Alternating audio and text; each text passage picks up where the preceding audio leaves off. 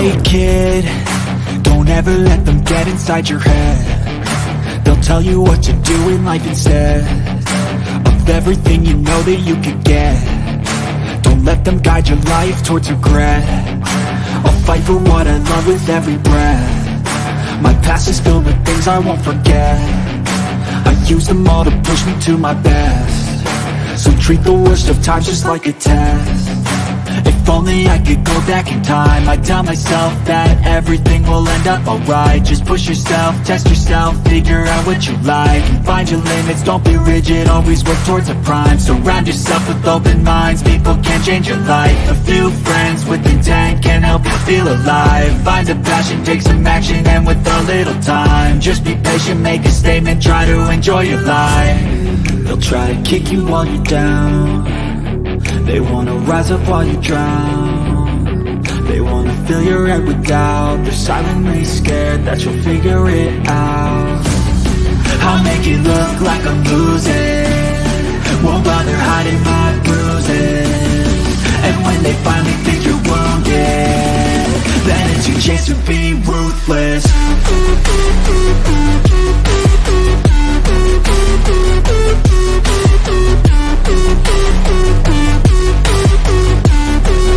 It's your chance to be ruthless.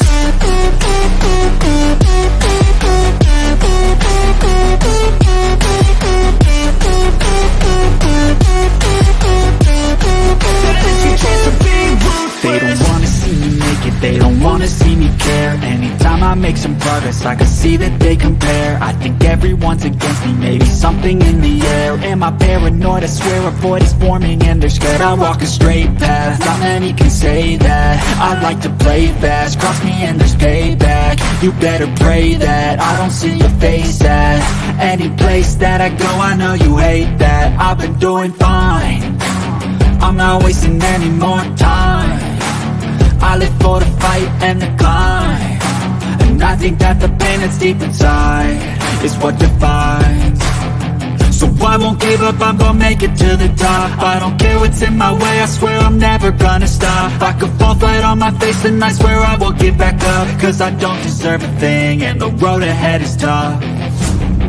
They'll try to kick you while you're down. They wanna rise up while you drown. They wanna fill your head with doubt. They're silently scared that you'll figure it out. I'll make it look like I'm losing, won't bother hiding my bruises. And when they finally think you're wounded, then it's your chance to be ruthless.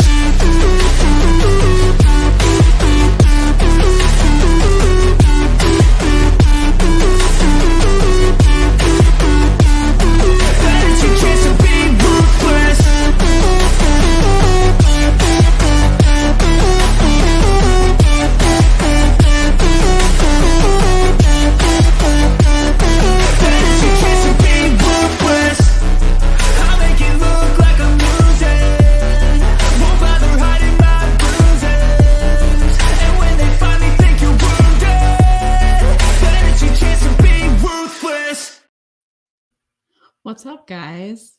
That's a jam. I was jamming back here, man. I was. Oh yeah, hard. she was dancing. All All right, guys, that's a little. That is a little first rough cut of everything there. I still got a little bit of work to do for it and cut it down a little bit more because yeah, that's a little bit long, but it's just a little start of what we've got going on. But go ahead, Ash. What is up tonight, guys? How is everybody doing? Welcome to yet another evening with the Off Label Podcast, your weekly dose of sanity in an insane world. Have quite a few topics on deck for tonight. Elon Musk wiped away the legacy blue check marks, causing celebrities to absolutely crumble. Florida extends ban on discussing sexuality and gender identity to all grade levels. Alec Baldwin walks free after his manslaughter charges were dropped. Larry Elder announces his bid for the presidency, which is pretty interesting to me particularly. But and then we have a pretty big story here with 6 arrested in an Alabama shooting. But let's get into it. Before we do, make sure to go subscribe to the Off Label Podcast channel And we'll be switching over there after the first story from, I think we're on all of our channels right now, my channel, Voice of the People. So join us over there, migrate over after this first story so you can continue the show. We'd love to see you over there. And make sure to join us on Rumble for an exclusive segment after the YouTube portion of the podcast. So, all right. Been one bad week, hasn't it? Yeah. Except like I had a good day. I had a palate cleanser day today. We went to a museum and had some fun with the kids. So I was like, get off my phone, go touch grass, enjoy the outside world, and just have some fun and laughs and stuff. So that was nice. So I'm in such a good mood today. I started my day with a talk with Gothics. Her husband Saul popped in. Of course, Mentors was there and Joe was there. We kind of had a continuation of a topic that happened in one of her lives on Wednesday or so. And it was kind of hard to relay my thoughts and get my point across in text. So we were talking about, I think she understands exactly what I was getting at with that. For anybody that wants to know, you can head over to Gothic's channel. She actually made a little video about our interaction with that. So yeah, that's on record there. Kind of wondering what she'll do to respond to our talk if she continues that. But other than that, I've had a headache all day. Tried to take a nap. That didn't happen. Just took some headache medication right before we got here. So maybe it'll die. Maybe it won't. I'll just deal with it tonight. Hopefully. Dude, I had to take like some Benadryl yesterday because I had some type of allergic reaction. I don't know how people take that. I literally don't. Like I did not, it was not okay. I did not feel okay. Like I was like, oh, it'll make me drowsy, right? Like I don't think I've taken it in years. No, I felt not like I just felt loopy and weird. And I was like, please wear off already. Like I need to like feel normal again. It was not, I don't know. I don't feel like that's a normal reaction, but I was like, not okay. Yeah, Benadryl to me, it just makes me feel like it feels like my skin just like wants to hover above my body. Yeah, I don't know. That's the best way I can describe it. Like my skin actually just comes off my muscles and my bones and everything, and it just feels like it starts sliding around easily. I can't take it either. This sounds like an acid trip. No, I don't know. Maybe it's not Benadryl. Who knows? It was weird. I was like, anyway, it was just very strange. I was like, I don't know how people take just Benadryl and like continue on with their day. Like, I'm glad I work from home and stuff and like just got to chill because I was like, oh, it was not great. That's interesting.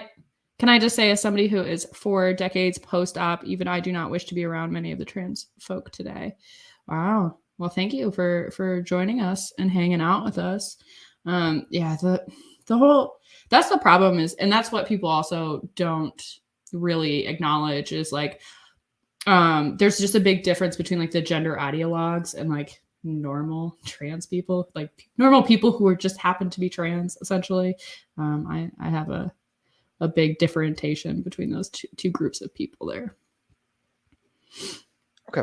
So, this one we've kind of broke up a little bit into weird segments as we transition into them. I think you'll understand why we did what we did today. But we will leave you with a Twitter story to have a good laugh after we get into this, because this is really, really disturbing. The first story, of course, this one was memory hold incredibly quickly. On what day was that? April 19th.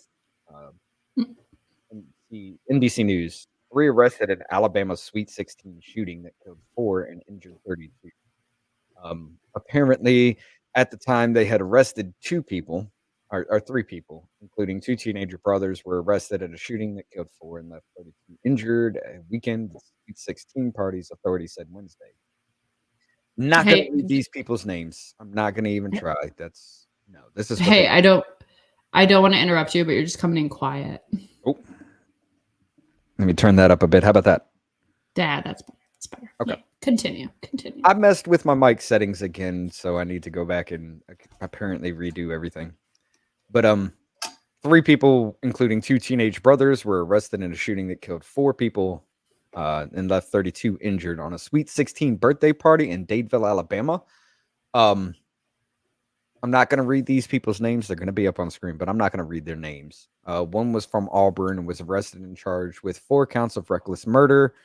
The teens, these people of Tuskegee, were arrested on charges of reckless murder Tuesday night. Alabama law enforcement agency Sergeant Jeremy Burkett told reporters earlier they are being charged as adults.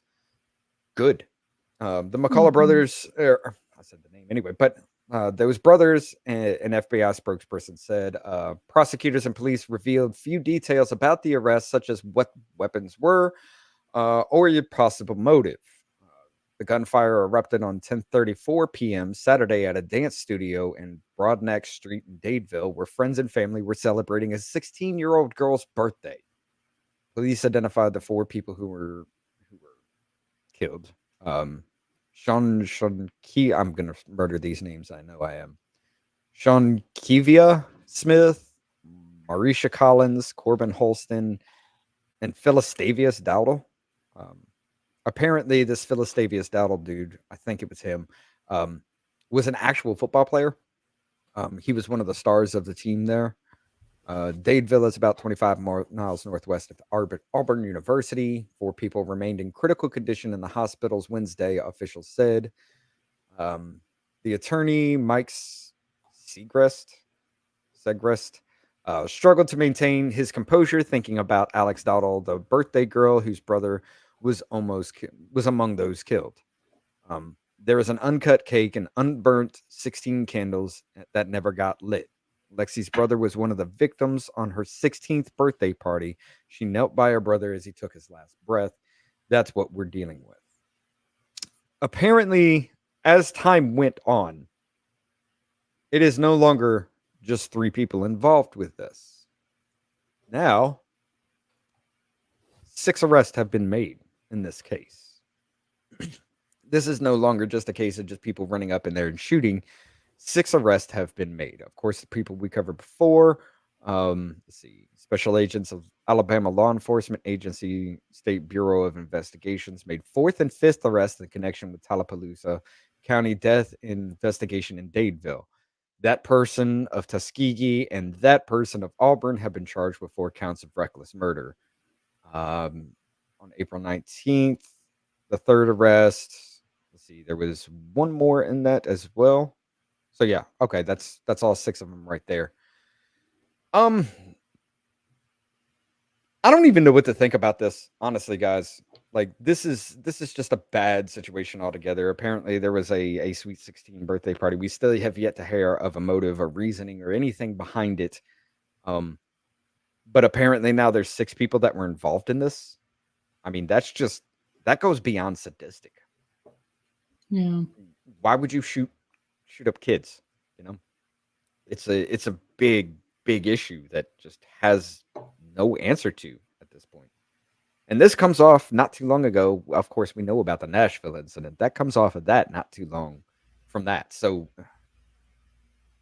I don't even know what to say about this one. This one's just horrifying. Yeah, I think people want, like, when you target kids especially, I think they're just aiming to hurt, just hurt whoever is connected to those kids, hurt whoever loves them, and hurt the community and all of that. I mean, I don't know I don't know how you do something like that anyway. But I think that's kind of the goal, is just to cause as much emotional pain as humanly possible. And how else would you do that other than targeting kids? It's a rough one. I mean, that is, and right after, not too long after the Nashville thing, Kamala Harris went down to Nashville and started fundraising off the death of 3 kids and 3 adults there. But not a single thing has been said about these kids. And do you guys know why? You got an idea, Ashley? I mean, I will reserve statements for sorry, I'm not trying to laugh. But no, I mean, why? Tell me, oh great one. Yeah. It doesn't follow the narrative, ladies and gentlemen. This isn't racism. This isn't the oppression of black people. It doesn't follow the narrative.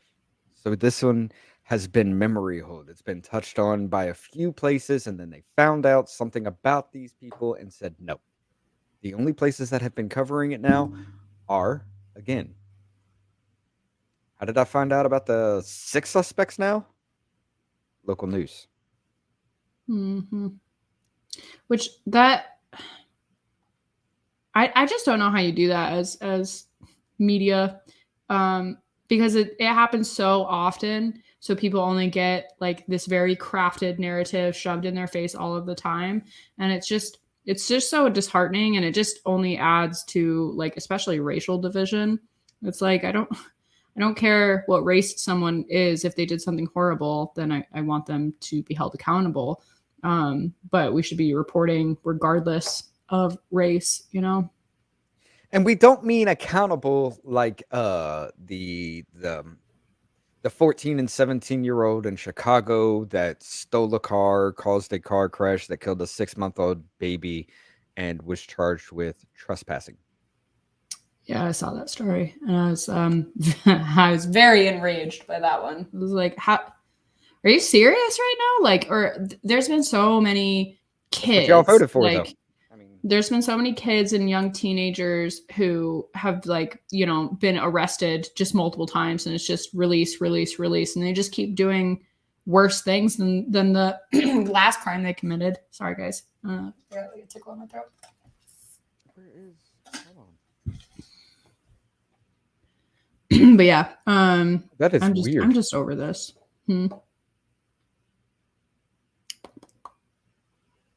What?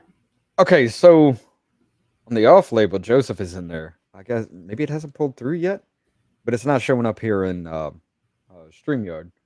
He says reckless murder is unforgivable. People got to get more organized. Well, I mean, how do you get organized when you live in fear of this actually happening all the time? I mean, I know it's something that can be done, but people just have an innate fear that they're going to be next. And people just don't want to go through that, you know. But yeah, that's not, I don't know why, but it's not picking up. Oh, there it is. Okay, it was further up. And then he goes on to say this. All right, but yeah, it's a kind of a touchy situation with all this because look, all these kids wanted to do was just celebrate a birthday, have some fun. And for whatever reason, we still have yet to know. We still have yet to know about the Nashville incident. We still have yet to know anything about that. Why?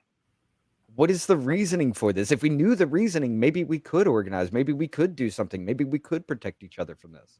But these things are not given out yet. These things are, oh, it's an ongoing investigation. So what? We're supposed to live in fear for this kind of thing just because it may hinder an arrest? How about we help you find these people?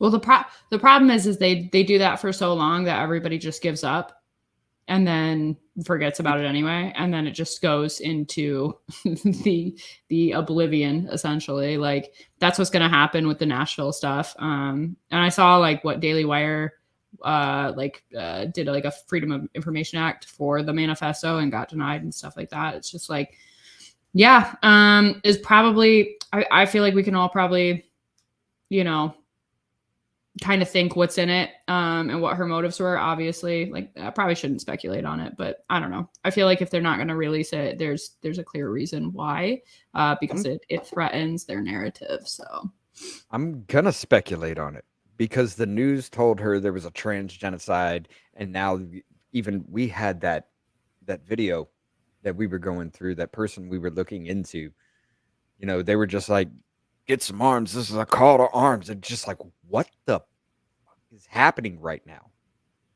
Oh, the crazy guy. Yeah, the psychopath. I'm not going to bring that one up because that'll definitely get us flagged.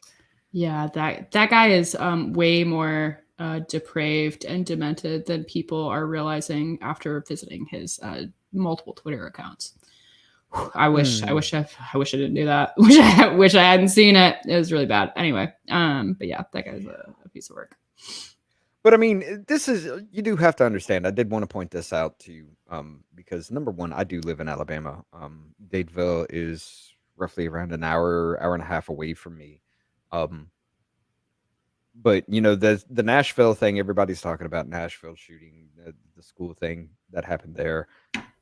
You guys don't understand with schools here, especially here in the South. We are the shining example of having guns in schools actually stops these things, because the Nashville person had already targeted one school, and they moved off because there were armed officers.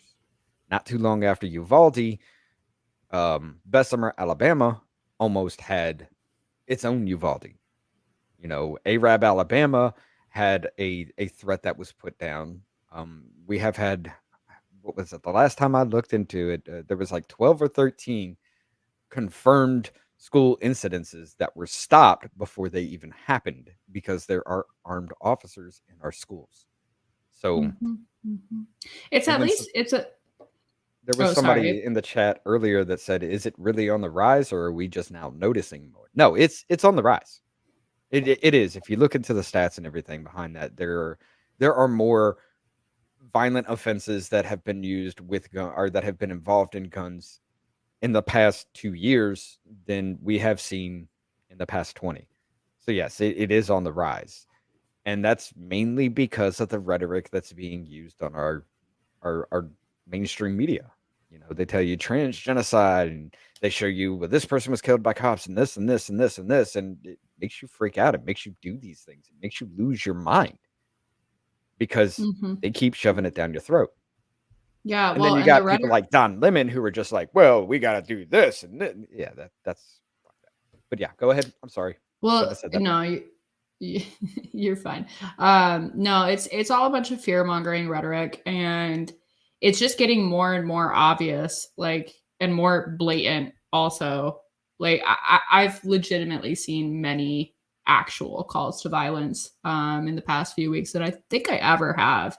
And videos that just stay up and they just get promoted, and not promoted, but circulated a lot more than other types of videos. It's just so what are we doing? Because this is not good. And it's just crazy to me that people have been brainwashed to such a degree to actually think oh, they're going to come after me, so I have to go get them first type of mindset. It's no, bro, nobody's coming after you. Calm down. Stop. It's just a preemptive strike is still murder. I don't even care what you want to think about that. A preemptive strike is still murder. Even if you think they're going to happen, even if you got solid evidence, it's still murder, because the action hasn't even been attempted to take place yet. Well, yeah, and nobody's kind of. It's just all a bunch of crazy nonsense, honestly. But what happens? Hi, what's up? It's weird when when people say that they're fans. Obviously, it's just oh yeah, big fan. Follow your content, like your content. But it's just such a surreal thing. But I appreciate you guys. But yeah, I don't know. I think all of this, the media does not help. It makes things a lot worse. And then just constantly seeing all these headlines of anti this bill and anti that bill, when in reality that's not typically the bills in question. A lot of the trans stuff, there's been hundreds of anti-trans bills. It's no, there's been bills that are trying to protect children from medical mutilation, essentially. So let's calm down and actually be honest about what we're talking about. That's the problem, is people just don't go and look into that stuff for themselves. They just hear these talking points and think that somebody's coming after them. No. Yeah. Well, I mean, that kind of rhetoric has been going on. I mean, every election cycle, or ramped up to an election cycle, it's always, well, the Black community's under attack. No, there are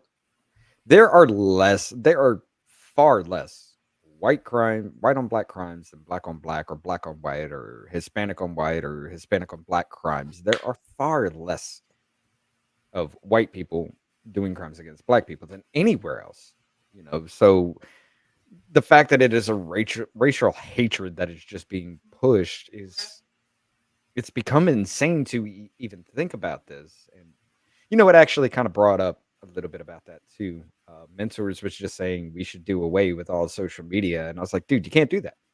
Number one, if you did that, you wouldn't know we existed. You know. Number two, if you did that, would we even know these things right here exist to break the narrative? So, well, yeah, it's a good thing and it's a bad thing. Social media is a double-edged sword because it's up to everybody to moderate their own usage of it, which like we're all addicted to the internet at this point. So it's like I follow you because you point out the crazy that's going on. Yeah, dope.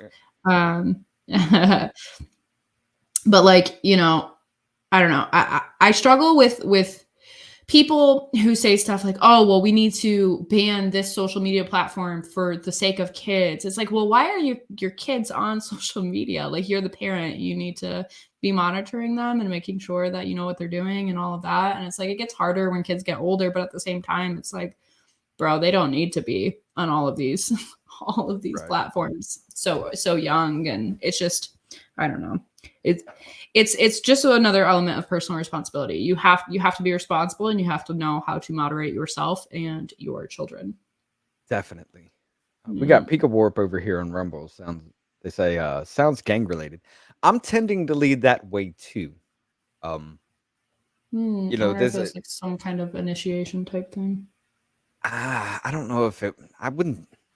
I can't. I mean, that's like a thing, isn't it? Myself. Yeah, it is. I can't rule that out myself, but I'm tending to believe it was either gang related or drug related, because that to me would be the only reason, unless you were incredibly psychotic, which a lot of people have become that way now. There is no reason why 6 people would decide to do this, or at least plan it out, and a couple people go out and carry out the act. There is a motive behind it. We just don't know what it is. Oh, sorry. It's a weird amount of people too. Like, that's a lot of people involved. Like, usually it's like one person, maybe 2. But that's a lot of people involved too. Like, oof. Yeah. But speaking of problems in states, y'all remember the Don't Say Gay bill? Well, expect that rhetoric to be picked up even harder. Because Florida expands Don't Say Gay House OK's anti-LGBTQ bills. From Tallahassee, Florida Republican Ron DeSantis added more wins to his agenda targeting the LGBTQ+ community, and as a state board approved an expansion of what critics call the Don't Say Gay on Wednesday, in the House passed bills on gender transition treatments, bathroom use, and keeping children out of drag shows. The Board of Education approved a ban on classroom instruction about sexual orientation and gender identity in all grades, expanding the law that bans those lessons up to 3 in the request of DeSantis, and as he gears up for an expected presidential run. The real change would ban lessons on sexual orientation and gender identity from grades 4 to 12, unless required by existing state standards or as part of a reproductive health instruction that students can choose not to take. That's a time when students are becoming aware of their sexuality. The proposal will take effect after a procedural notice period that lasts about a month, according to the Education Department spokesperson. DeSantis administration put forward the proposal last month as part of the Republicans' aggressive conservative agenda. I love the framing in that one, with the governor leaning heavily into cultural divides ahead of his looming White House candidacy. It's whatever with that. The rest of it's just trying to attack him again for that. But yeah, I don't know how I feel about this one. Okay. So I was thinking about this, right?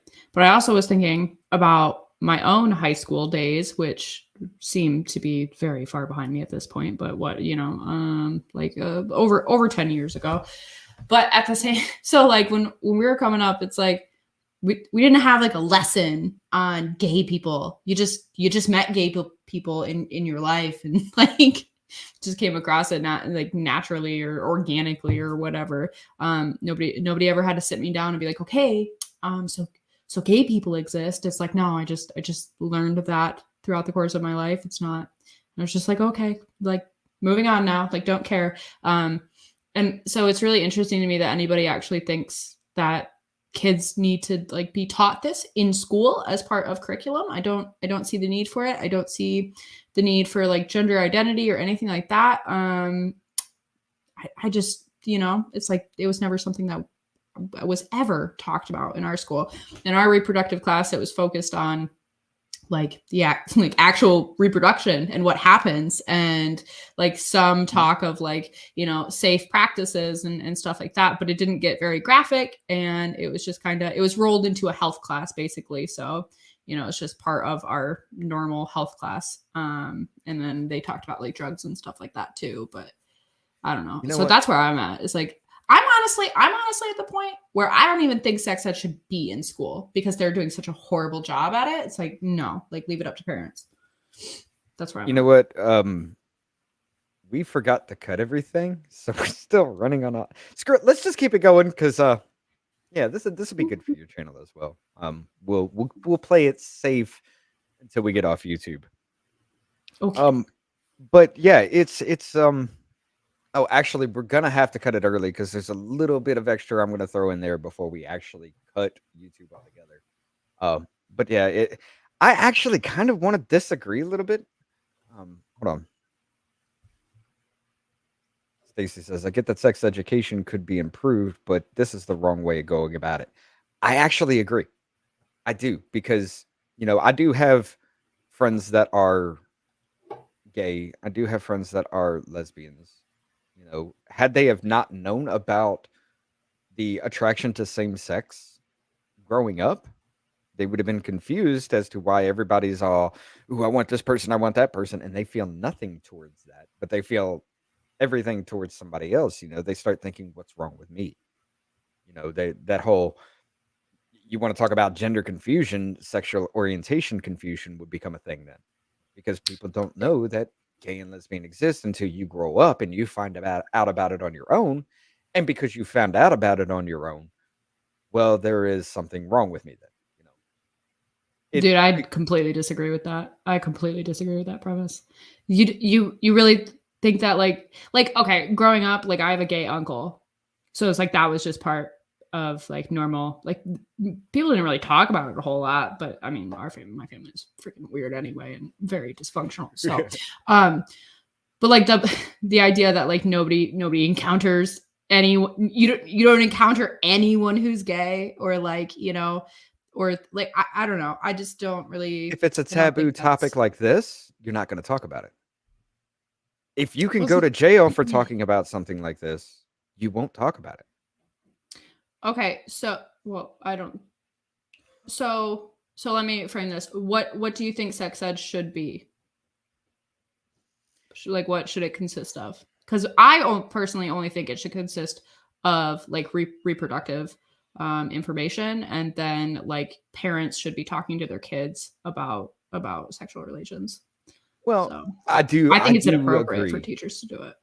I do agree. This should be left up to the parents to go into detail with it, but there should be a broad generalization. Like my sex ed growing up in school was, this is the male anatomy, this is the female anatomy. They go together like this. Don't do that, and you're going to wind up pregnant or get AIDS. That's not the best way to do it, because you're just scaring people, and then those people just, well, this is taboo. This is not something I'm supposed to do. Let's do it anyway, because humankind, if you tell them no, they're going to do it. That's the thing. You just got to be open and honest about it. Look, this is the way reproduction is. However, there are people that don't fall in those lines, and it's fine. Nobody really does care. Well, there are people that care, but they're the crazies that should be, I'm not going to say shunned from society, but it should at least be, the fringe should at least be kind of mocked, But so should teachers be having those conversations? Essential stranger to your child? I want to say yes and say no at the same time, because are parents going to have those conversations with kids? My parents never had that conversation with me. Yeah, but that's because their it was failing. exactly, it was they felt embarrassed talking about this thing, but it is your Mhm. responsibility as a parent to do it. The way I found out about it was, of course, through sexual education through school and porn. Do So you there's think that. say something else? Say like the adult industry or Yeah. something. Yeah, you're right. That Yeah, I it's a apologize. it's a Adult it's a movies. it's a naughty word. Here on the self censorship of YouTube. Anyway, You can go ahead and um, cut that little section out later. I don't go back through these. I just let them sit. But no, like so. Here's my thing. I think a lot of parents have gotten extremely lazy when it comes to what they are actually teaching their kids and the conversations that they're having because they are relying on the education system, the public education system, to do that job for them. And I think that if I really do think, especially with like the way millennials are, and we're just a much more open generation in general. I think that we as parents would be much more willing to have these conversations. And like myself, I want to be the one having these conversations with my kids. I don't want any other weird person. I don't want any teachers. I want like, myself and my husband to have these really, really important dialogues and discussions with our children when we think it's appropriate or when something, is brought up, something happens organically, we need to talk about it. I think that's really, really important for parents to be doing that. But again, Right. because of the way the public education system is and that it's all kind of, parents just get lazy and they're just like, oh, I don't have to teach that because school will teach them. Like, I mean, even the like just basic fundamental type things of like, dialing it way back to like your ABCs and your 1, 2, 3. Like, how many kids don't learn that because parents are like, oh, they'll learn in kindergarten. It's like, what are you talking? Like my 3-year-olds have known the ABCs for like a year now. It's like Hmm. it actually just frustrates me because it just makes parents really lazy and they're not doing their jobs. So that's where I'm at. Also, the whole reason that we have sexual education within public schools is because of Alfred Kinsey, and I've been working on this deep dive for a really long time about Kinsey, and I'm going to do it. I've just been like, I don't know, over analyzing myself with it. So, but I'm gonna do it and kind of explain to you guys why that's a big problem. But yeah, And that's when you're gonna have to tiptoe around as well. Yeah. Well, I'm good with my words. I'm good. But yeah, TikTok trained me well because they're I mean, very sensitive over there. So I've learned how to tiptoe fairly well.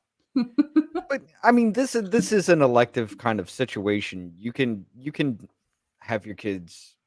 They do allow the parents to opt out if they want to, which is a good thing. Even growing up in it, with my education as far as that goes, we were allowed to opt in or opt out. The parent did have to choose.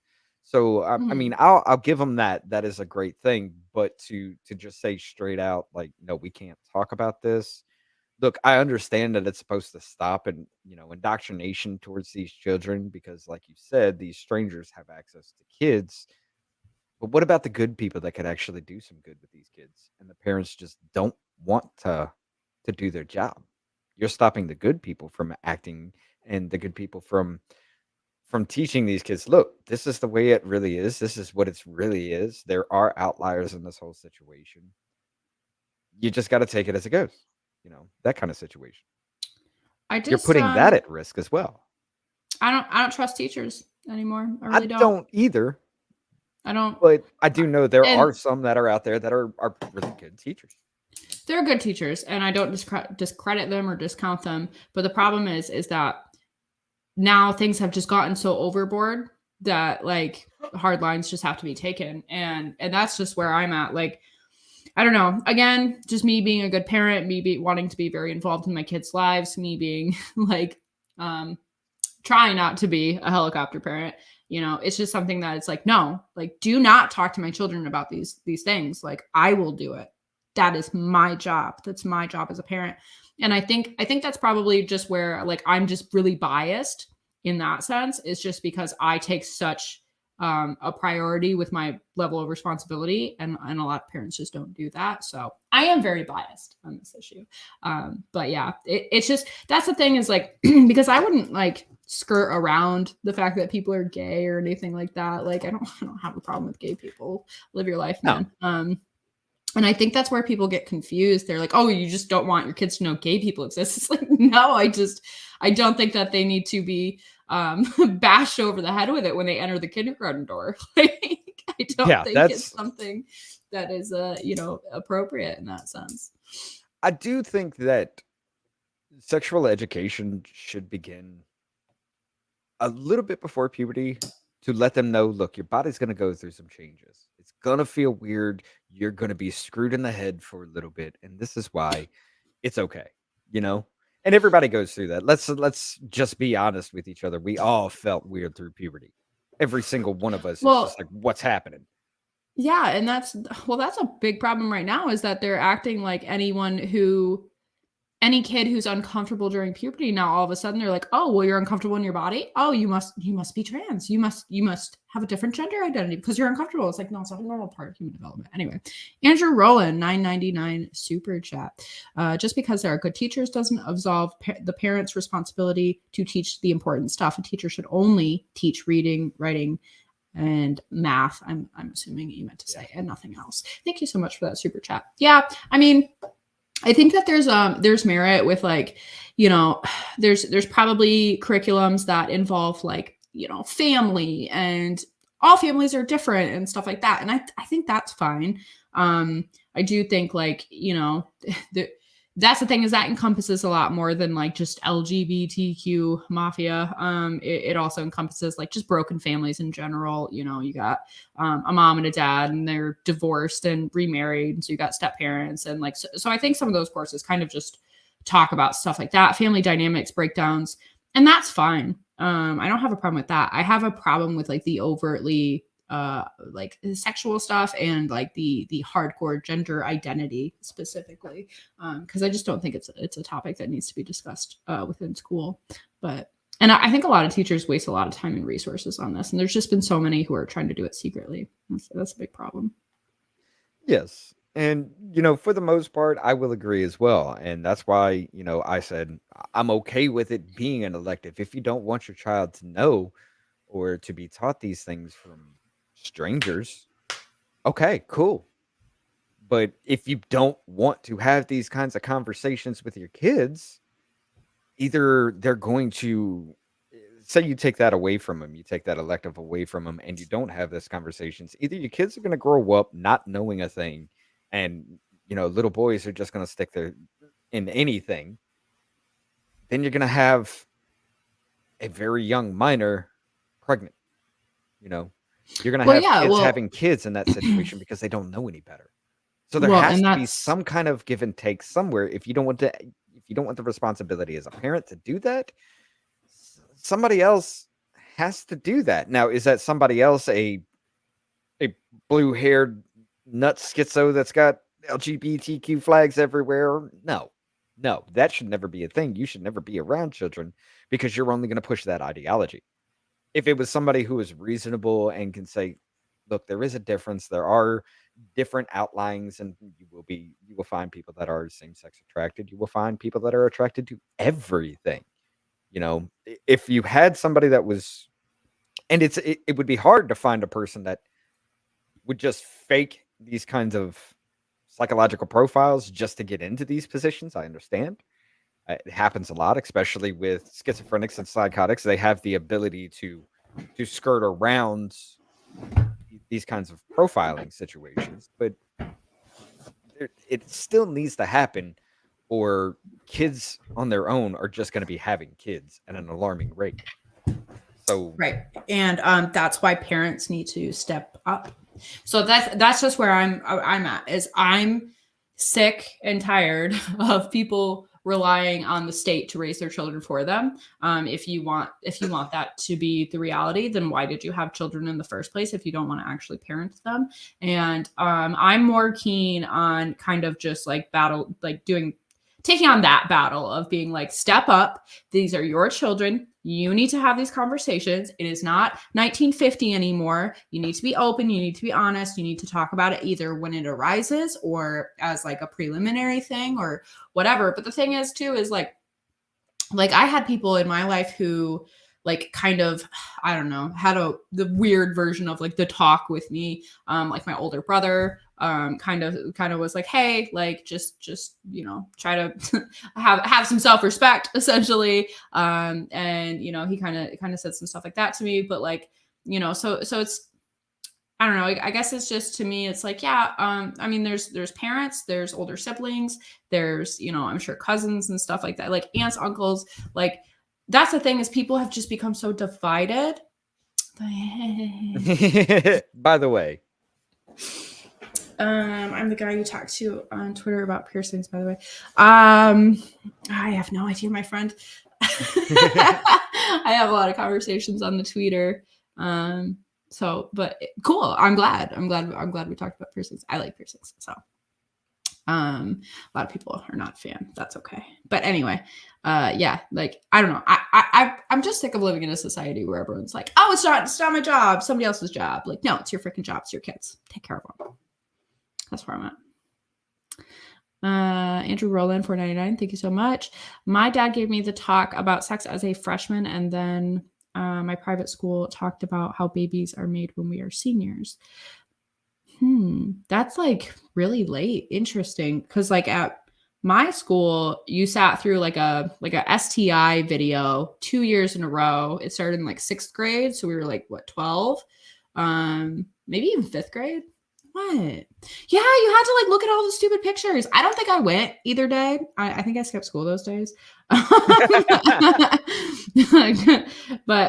yeah, I think it was either 5th and 6th grade or 6th and 7th grade. Anyway, and then once you got into high school, you had health class freshman year, and like that taught you about like, it was more in depth, taught you about reproduction. You had to take the babies home and take care of them for 3 days, and they cried all of the time. And then we had like this crack baby. That was literally what it was called. That you like, if you couldn't take a baby home, you had to take care of the crack baby in class, and it was 10 times harder because it was like a drug addicted simulated baby. So and that thing was, oh my god, it cried all the time. But anyway, so yeah, that's what we had to do. So you were the one taking care of the crack baby? No, I took a baby home. I had it for like 2 or 3 days, and our babies were like janky compared to like the babies that some schools do now. Like some schools, like you actually have to like feed the baby. What we had to do was, it was like a key hole in its back, and you had like a little key. So when it cried, you had to just turn the key and keep it until it stopped crying. Yeah, that's what you had to do. So it was just like basically mimicking like the motion of like your kid is crying, you have to pick them up and like deal with them for a certain amount of time, but it didn't actually you didn't have to like actually change the diaper. You didn't have to actually like do that kind of stuff. You just had to hold the key until it stopped crying. What is that going to teach you about taking care of a baby? I don't know. It just was an annoyance, really. I thought it was stupid. And then like a couple years later, they had much more like better, much more better. They had better babies come out, and I think my school had like bought a few. And those ones you actually did have to like hold the bottle in their mouth and change their diaper, and they had sensors. And and I think like the babies that we had, it did have like some type of sensor, like it could tell if you weren't like, if you just like left your baby laying somewhere for too long, it could like tell, and it monitored that, and it would like spit out like a bunch of data at the end. They would download it and be like, you're a horrible parent. You know what mine was while I was in junior high? And it's the weirdest thing. It was actually pretty cool now that I think about it, but I thought it was incredibly weird. We had to take care of eggs. Now, some people had to do that. Yeah. Our sex ed teacher owned a farm. So these aren't like store-bought eggs, of course. So he used the eggs his own chickens came across. Well, 3 of them hatched because apparently the people took really good care of them. All you had to do was just make sure the egg didn't break. You know, there was nothing Some of that them you were could- like put like a light on them and like having a little nice nest, Yeah. like all warm and cozy. Yeah, apparently that's what they did, and 3 of them actually hatched chicks. And I was like, "That's okay. You're like, That they does bring actually it had home a little babies. further, but No, you why did you go that far for an egg?" You know? Congratulations. That's so funny. That's cool though. My Yeah, wife no, is that's- over that's here on actually Rumble. cool. She said we had a bag of flour. There was a half Mexican, and he used a bag of masa. That's old school, bro. That's like super old school. You know what's funny is like, I don't know, just the whole thing, like it frustrates me to no end that parents are just so hands off in this regard. It's like these are like one of the most important things like about your kids growing up. Like you don't want them like when parents refuse to talk about their kids to this, Stacy, I can't remember. Kids actually took care of eggs. You know, that was just a South Park episode. No, that was like a real thing that happened in like a lot of schools. You more so in like I feel like Gen X days, but once the millennials came around, they were like, "Here, have these baby dolls." But I don't know. Templar I just think left a message on Rumble saying, "Hey, Rumble fam, what's up, Templar?" He's up? here every time, just commenting. I guess he's on mobile because you don't have the chat on mobile. Yeah, thanks for joining us over there. That's pretty cool. That's pretty cool, man. Our Rumbles are popping. They're doing pretty well, and I'm pretty excited about it. But the only time our Rumble has not gone past YouTube, excluding your YouTube, of course, the only time our Rumbles have not gone past YouTube was when we had that talk last week with Rob. That YouTube one actually did better than I was gonna say that YouTube one did really well. And I've like told a few people about that episode too because it was such a good episode. Like that, it was great listening to him. But yeah. Oh yeah, he went in real depth and detail about all this, and yeah, he's a great guy. He literally. We are coming to the closing arguments of the Proud Boys case, and that case, you guys just need to go check him out because 60 days of the case now, and what they have found just going through that is alarming. Really is. But yeah. Rumble's been doing us some good. Rumble's been really good to us here. We have like 17 people watching now.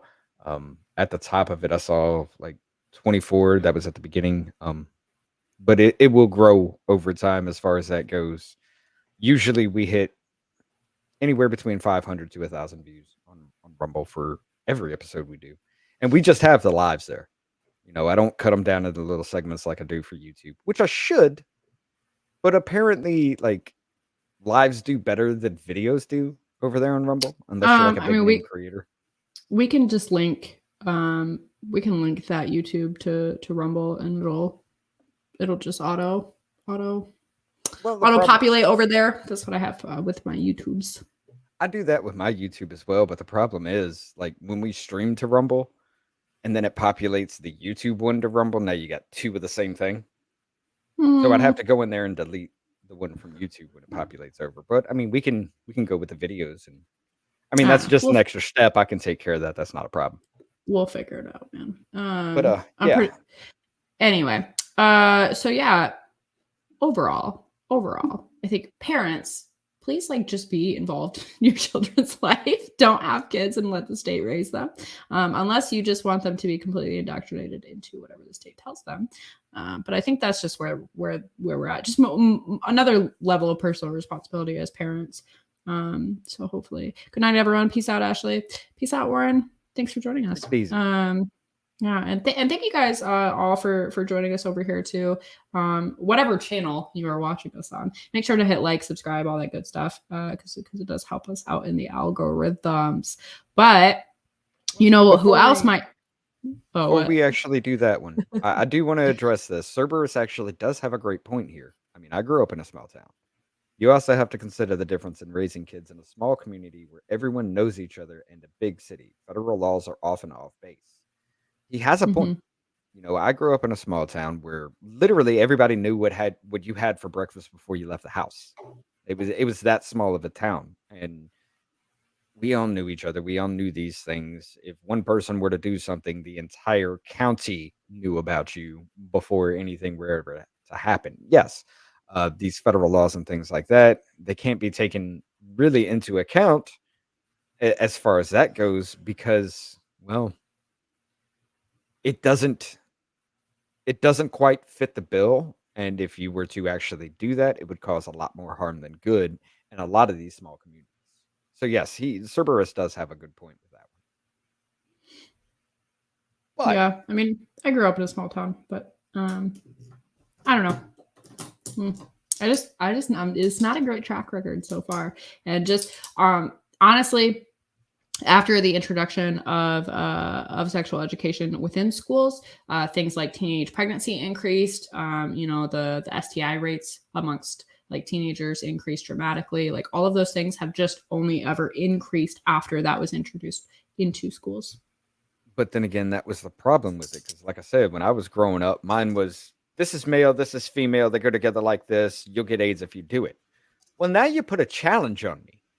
You told me I can't do it. I'm pressing that red button if you tell me not to press the red button. That's their introduction to it. Of course. Well, that wasn't my table and taboos, so they're going to do it. I mean, that's not everyone's experience. Like at my school, it was literally just, these are all of the different STIs. You need to know about them. Here's all their symptoms. Here's what happens. Here's how you get them. Like it was just literally information. It wasn't anybody's. What's the movie where that it's like the gym teacher's like yelling at the kids and he's like, if you do this, you're gonna get AIDS. And like, I can't remember what movie that is. Yeah, it's like a teen. Yeah. Is it in Mean Girls? Is it? No, I don't know. No, that's not that one. It's really funny though. It's a funny scene. But anyway, like my experience was not like that. And I grew up in a really small town. Like, all right. So, it's just one of those things. Could I ask for a list of things I need to become an amazing YouTuber like you guys? I'm not an amazing YouTuber. Like I'm not even, I don't know. I'm never know what I'm doing, but look, my channel is shadow banned. She just picked up and ran. Okay, we're not the ones you need to be asking because we're figuring this out as we go. Yeah, go. There's actually a lot of really great YouTubers who talk about how to be a YouTuber essentially. So go check a few of their channels out. You really just need a mic, a camera, lights, like good lighting, and like not a crazy chaotic background. Like I'm pushing my luck over here. Okay, I need to redo mine, but because I don't know that kind of stuff. Cool backgrounds are cool and everything, but there's some people like I don't know. It's just distracting sometimes if you have like if you're just like in your living room or something and it's not like kind of set up a little bit nicely. Anyway, that's just as me as a viewer, but no, like that's really all you need, man. And like editing software probably. I use a green screen because I used to stream gameplay, and having a background in gameplay kind of cuts off the screen. Just you sitting there with in a green screen situation is a lot better. But I just don't want to get rid of the green screen because even if I had this mansion, I still wouldn't want anybody to know what's behind me if I'm supposed to be the one entertaining. That's why I do that. That plus the fact my house is like half finished because we had to stop in the middle of remodeling for price reasons. Thank you, Biden. But anyway. All right. So speaking of Biden and the presidency, Larry Elder announced his run for the presidency. I found that very interesting. I was like, oh, this is getting good. Like I was going toe to toe with Trump here. I'm so excited for the debates. I'm so excited. He's gonna just demolish. So Republican radio host Larry Elder launches 2024 White House bid. Conservative radio talk show host Larry Elder announced Thursday that he is jumping into the 2024 Republican presidential primary race, joining a growing field of candidates vying for the party's nomination. I am announcing I am running for the presidency of the United States, Elder told Fox News host Tucker Carlson. I feel I have a moral, a religious, and a patriotic duty to give back to a country that's been so good to my family and to me, and that's why I'm doing it, he said. The 70-year-old political commentator told Carlson that his campaign will focus on issues related to border security, crime, and the maligning of the police. Elder also noted that he intends to rebuke the disgraceful lie that the United States is systemically racist and bring attention to the lack of fathers in the home. Very important.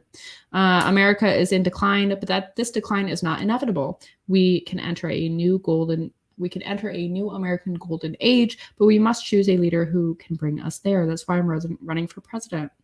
Dude, Larry Elder for president. Like I'm so down. I'm so behind him.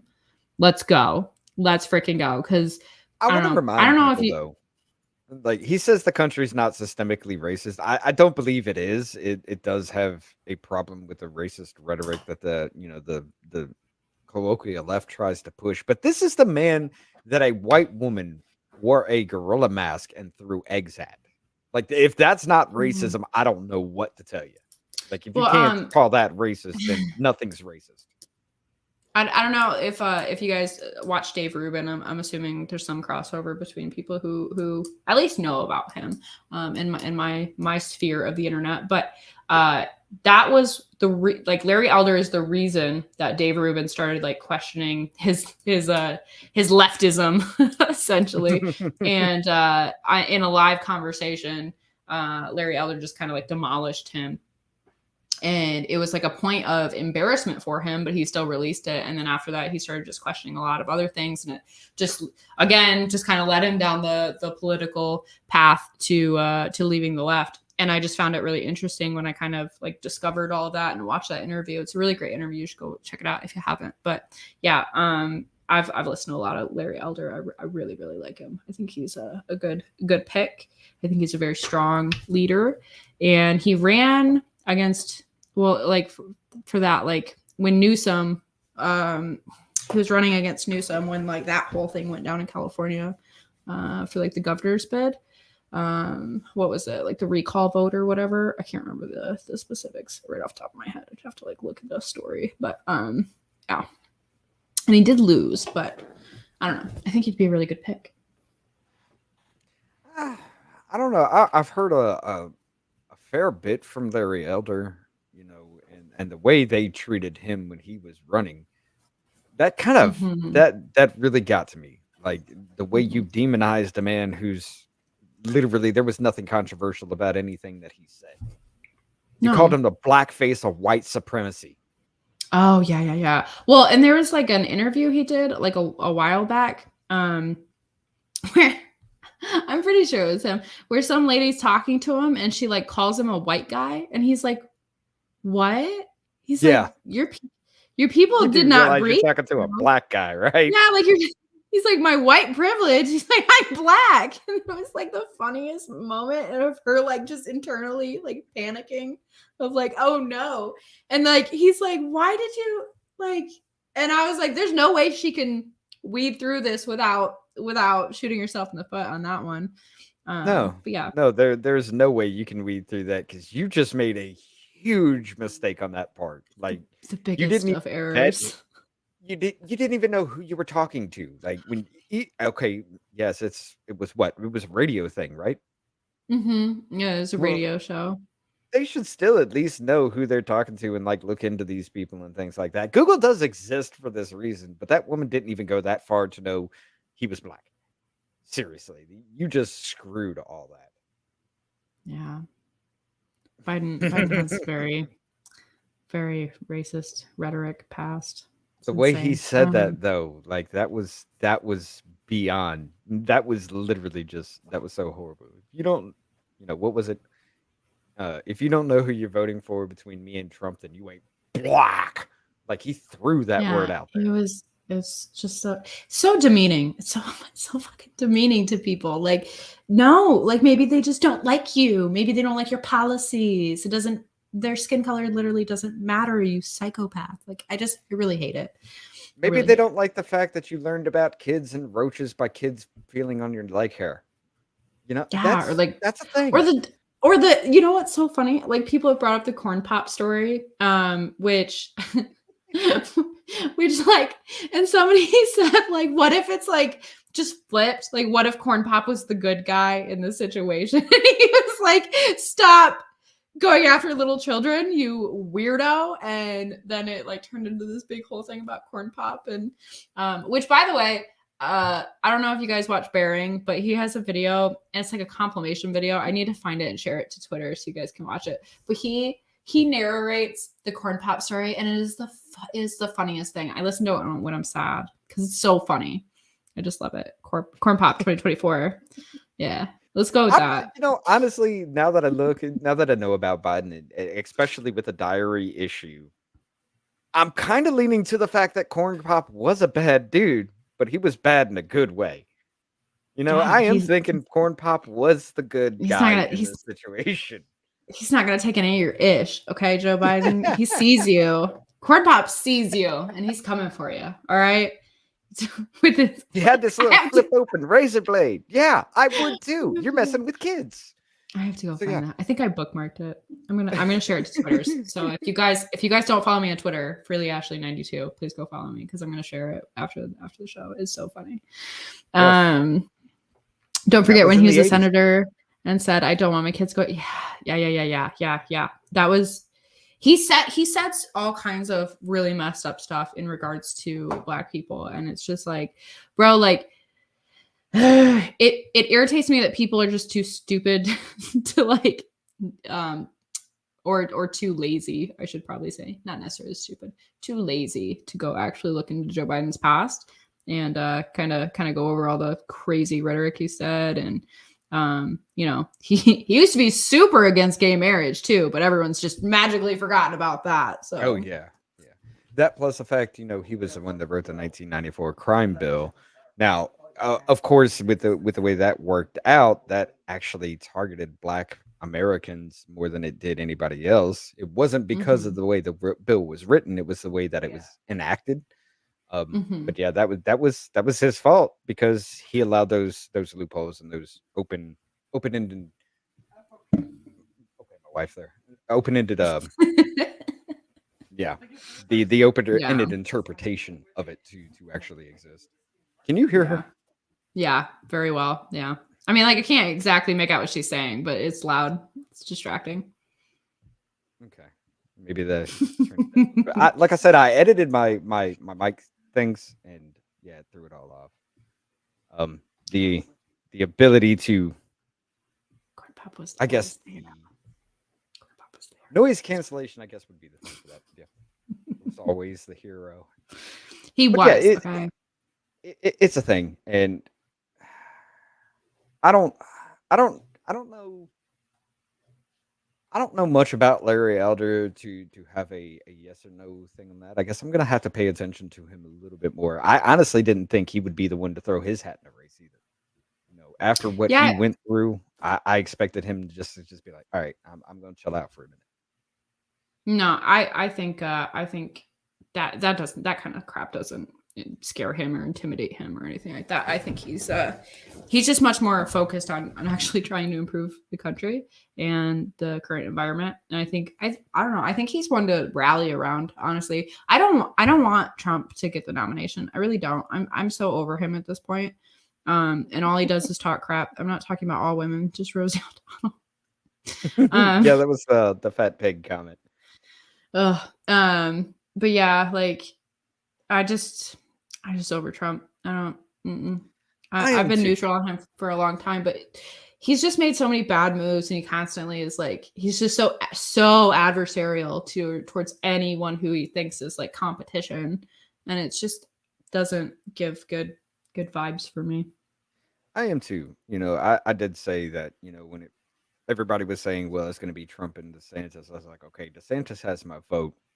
But I will say this, now that New York is picking up their case, and of course we went through that with Rob there, I'm starting to swing back towards him because DeSantis just said, leave me out of it. He didn't want to even try to step up. Now, if he would have, it would have solidified my vote. If he would have just said, you're not coming in here. If he wants to go himself, that's on him. But you're not coming in here and taking this political witch hunt on this man and me allow it. If he were to say something like that, I'd have been behind him 100%. But the fact that he's just like, hey, I want nothing to do with this, leave me out. Are you going to be tough enough and have the testicular fortitude to stand up to our government to say enough? I mean, I kind of see it as like that might have been more personal because Trump was already slamming him Trump had already been slamming him, and it's like, which was a bad move. Yes. and it's like that's probably why he's like, I don't want anything to do with it. I just want to do my thing. I just want to run my state and do all that. Which has DeSantis even like formally announced that he's running? I don't think he has. Has he? Not yet. So so he might not even be an issue. If he were even okay, Trump was, talking some mad things about this man. But if he were to just be like, to step up and be like, no, you're not taking him, even with that in mind, it made him look better. It'd have been like, yeah, so what? This guy's slamming me. You are literally trying to persecute a man on political reasons just to make sure he doesn't run for office. This isn't right. I don't care that he wants to talk crap about me. You're not doing that. It would have made him look a lot better. Yeah, I'm sure, but I just don't care. I just don't care. Because like people freaked out. People like were all mad when DeSantis didn't say something right away about the whole indictment thing when that was going down. And then he made an announcement. It was like the weekend, and he made like a statement on Monday about it and how he thought it was wrong and yada yada.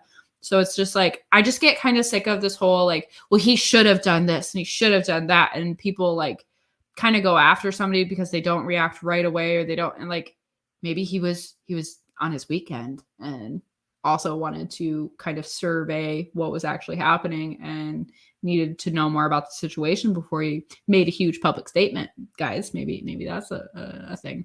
I don't know. Either way, I'm going to back Larry Elder. That's who I'm going with at this point in time, unless DeSantis, announces he's running, and unless somebody completely flops in the debates and stuff. But I think Larry Elder is going to go hard in debates. I'm just really excited to watch it.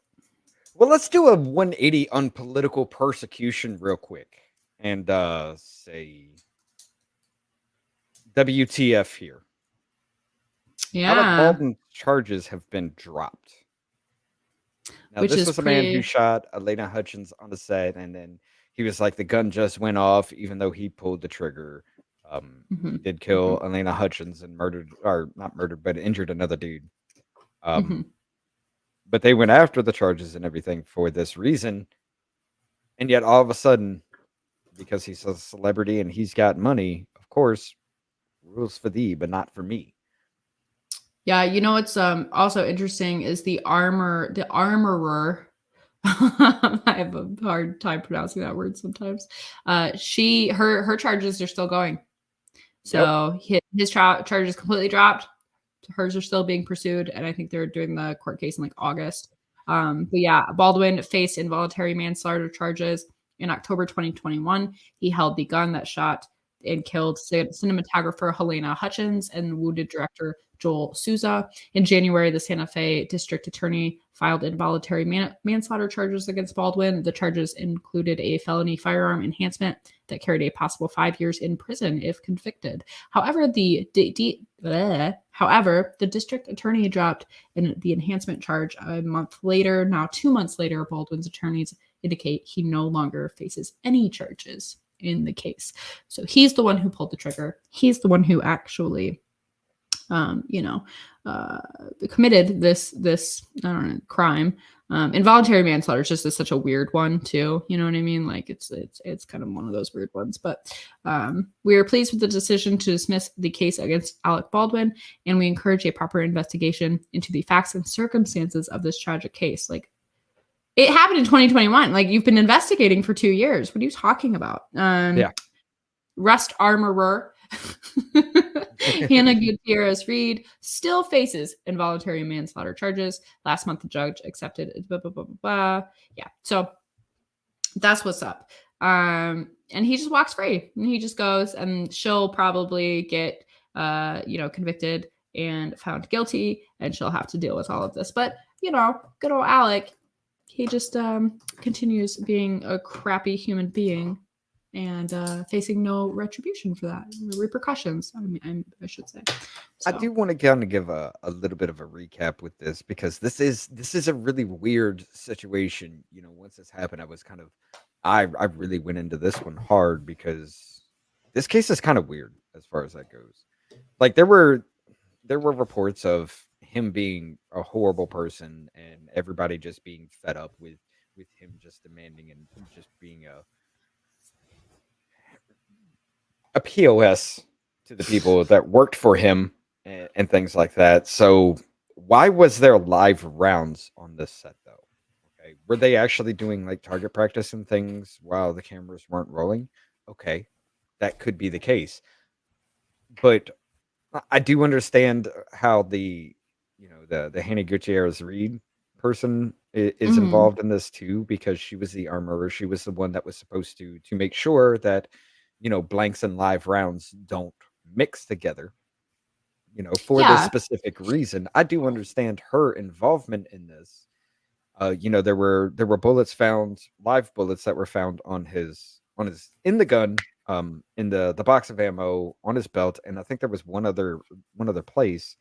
It kind of does point to a little bit of a setup situation, like you're leaving these live rounds everywhere for just somebody to grab. Like you're trying to set up an accident kind of situation. I do understand and I do get behind that whole line of thinking as well. But even if you're using blanks, you do not point the weapon directly at somebody. Yeah. So I don't the know. fact that he pointed it at the woman and pulled the trigger is intent. Especially after they had an argument, right then and there, and then he does that. Yes, that is intent. You can. There is a reason why this man should be going to jail. I mean, I wouldn't call it intent, like just because it was part of the scene, right? So I wouldn't say that holding a firearm that is part of a scene and acting like I don't like that doesn't indicate intent to me. You should at least be charged with involuntary manslaughter, because it's like the type of situation, like I don't know. I don't want to really compare it to anything else because I think it's pretty unique, but I think both of them should be held accountable, I guess. Very few scenes in movies and in TV shows and everything do you actually look down the barrel, because of that reason. If you're looking down the barrel in that they either CGI the trigger pull, or you don't see the aftermath, it just cuts to a black screen because of that reason. Even if you're using blanks, you don't point it directly at somebody because the gunpowder still comes out. It can still cause harm. Yeah. The fact that, okay, that was a scene. Okay, if he wasn't supposed to pull the trigger in that scene, then why did he? Number one. Number two, if it was supposed to be a blank, why are you pointing it directly at somebody? That's a known thing. That's never a thing. Even an unloaded weapon, something is not loaded, should never be pointed at somebody. Not part of scene 2 at camera according to the script. Okay. It's been a while since I've looked over all that stuff. Yeah, I mean, I don't know. I think overall it just yet again shows that, like, if you're a celebrity, you're probably gonna walk. There's very few celebrities who actually get convicted and do time for things that they actually did. You know what I mean? So money talks. I do want to address this one right here. I will admit the title was a little bit clickbaity. I do agree with you. It's not the guns that kill people. It's people that kill people. Yep. Sometimes you have to interest people, okay? And they gotta click on the thing, and you gotta have because that's actually a fault of mine. I don't want to do clickbait titles on my own videos, but then I'm like, man, that's the videos I click on. Are the clickbait titles because they get me. If you had Colin Noir, who's a known gun advocate, say we should ban guns in a title of a video, yes, I'm clicking on it. What do you mean? What are you talking about? There's no reason you should be saying these things. And then he's just no, look, I don't believe that. I just wanted you to listen. Okay, yeah, you got my attention. Yeah. It's a necessary evil sometimes, guys. But it is. Because you gotta entice people. Click on your video, watch your stuff. Anyway, but yeah. But as far as that goes, I mean, this isn't the first time that we've seen, a celebrity or a big political figure or something. I mean, Dick Cheney shot a man in the face and got away scot-free. I will never stop bringing that up. This is the second week in a row you've randomly. I have to say it. It is a funny story. I didn't want to get into it a little bit there because we were talking with Rob, but the whole thing was they were on a hunting trip. Okay. Now you're going to sit there and tell me that this dude has a loaded shotgun and he shoots a dude in the face who's wearing an orange vest, standing straight up on 2 legs, you know he is there, and you're gonna say, "I thought he was a deer." What? I'm sorry. I shouldn't laugh. It's not funny, haha. It's funny, weird. But yeah, like it just seems like he was like, darn, it didn't work. Like, I don't know. But yeah. It did work No. because he got away with it. It didn't work because he didn't do what he wanted to do. He left a witness. He left the witness, the victim. But yes. Yeah. I mean, I have to bring it up with those kinds of situations because it's one of those things where, you know, everybody that was at least paying attention back then heard this story. Everybody knows this, but it's just like everybody's like, it is what it is. Like, really? Our vice president shot a dude, and it is what it is. You know, no. Yeah. I don't know, man. Like, like it's just wild to me that celebrities or people with status and money are just not held to the same standard as the plebs, you know. Well, it depends on that celebrity too, because I mean, yeah, Gina Carano and Kevin Sorbo. Yeah, even airsoft guns, those things hurt quite a bit, bro. I used to play airsoft and paintball and stuff with a couple of cousins of mine. Almost all my cousins are boys, so we used to do that stuff. And man, I've been shot at like point blank with an airsoft. Like, got like a huge welt. Paintball, same thing. Back in the day, my brother was playing paintball, and some complete mean person. I was going to swear, but I'm trying really hard not to. So, but they froze their paintballs, and then they shot people with those, and like that can kill someone. Like, that can legit kill someone if you hit somebody in the freaking temple or something like that. That won't break skin. That will actually do damage. Mm-hmm. I've been hit with them. Yes. Yeah, it's like, bro, you just took all the fun out of paintball. What are you doing? But anyway, yeah. I mean, me and a friend of mine, we went to a little arena that his aunt was setting up. They had bought this like old movie theater, and they were setting it up for like an event center kind of thing. And they had indoor paintball. Well, we decided to act like tough guys in that whole situation. And he had bought his professional one, and I had one of those little rental guns. Well, we went out there in nothing but jeans and a face shield. Oh, geez. Oh, we had so many welts on each other. Mine were worse because he turned the power all the way up, and I'm literally hearing the right beside me, and I know he's doing that, and I'm like, I can't do anything with mine because they're set at the lowest setting anyway. I can't change this. This is horrible. Yeah, there were some that broke skin, and they weren't even frozen. So yes, those things they do hurt. Yeah, they do some damage, man. We did that to kind of be like, well, I'm manly, you know, but it was dumb. I'll admit that it hurt. You know, speaking of triggers, a whole lot of people got triggered over on Twitter. All right. And I'm here for it, even though I don't have an account anymore. I'm here for it, for watching the backgrounds. The meltdowns have been really funny, actually. Twitter removed the verified blue check marks, and some people, they're not taking it well. That's for sure. Twitter began removing thousands of legacy blue check marks Thursday, and it didn't go over well with many Twitter users. And for those of you who perhaps don't use Twitter, the legacy blue check marks are like the accounts of note, like celebrities, organizations, people with big followings on the interwebs, you know, like internet personalities and stuff like that, who were verified under the old verification system on Twitter. But many local cities, like $10,000-$15,000 for it. Oh yeah, I was gonna say. Yeah, some people did. Like, it was found out in the Twitter files that some people paid an exorbitant amount of money for their blue check, which is ridiculous. But I'm sure a lot of those people also paid for followers. So it looks like they're much more important than what they actually are.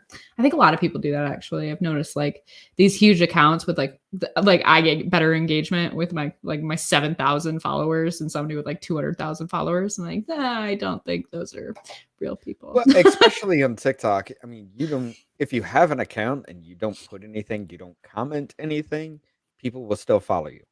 How does that happen? It's so weird. It's a lot of bots, but I think it's also sometimes like TikTok is a weird one because sometimes if you see somebody in your comment sections a lot and you're having back and forth with them and you like them and stuff, like some people just follow them back. I won't follow anyone back that doesn't make content because I don't trust any of you. But but yeah, anyway, many local, city, and government agencies have lost their blue check mark, including Mayor Brandon Scott, Governor Wes Moore, and many state lawmakers. Even the Pope. The Pope lost his blue check, guys. I'm sure he's very devastated about that. Oh my God, the blue check's gone. How do I know it's the Pope? Maybe look at the follower counts. I know people are acting as if that blue check just like determines everything. It's like, well, you could probably look and figure it out with a little bit of critical thinking and reasoning abilities. Who has those these days? That's a superpower, Ashley. Apparently. In order to keep the blue check mark, you have to just subscribe to Twitter Blue. Subscribers can choose to pay $84 per year or $8 per month, unless you're trying to subscribe on the mobile, which is like $11 or something stupid. Not to be confused with it really is because they charge you more because you're using the App Store or something weird like that.